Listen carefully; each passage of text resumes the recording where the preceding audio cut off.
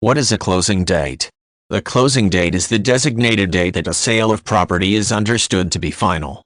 Closing dates will involve several components that must be addressed and completed in order for the process to be considered final.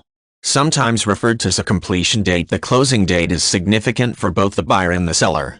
In the event that a realtor is involved in the transaction, the closing date is also an important event for the real estate professional. Closing dates mark the point in the transaction process when all important functions associated with the exchange of property are to be completed.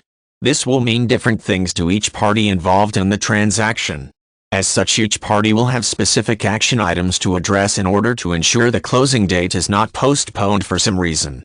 In the event of the buyer, there are two important action items to address before he or she is ready for the closing date. First, the buyer will have either secured financing to purchase the property or have cash on hand to secure the purchase. When the buyer is making a cash purchase, it is not unusual for the buyer to use a financial instrument such as a certified check. Second, the buyer will have completed all paperwork necessary to allow the purchase to proceed. For the seller, the closing date is also significant. Before the closing date can be set, the seller must first accept the offer to purchase that is extended by the buyer. This will sometimes involve investigating the credit history of the buyer if the seller intends to finance the purchase personally.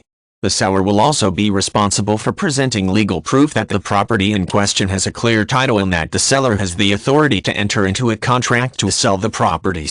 When a real estate professional is involved in the transaction, the realtor will often coordinate the efforts of both the buyer and the seller.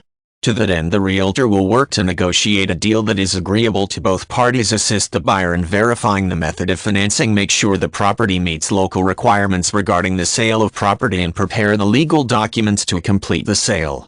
The realtor also usually oversees the process of preparing the deed and makes sure that deed delivery to the new owner takes place in a timely manner.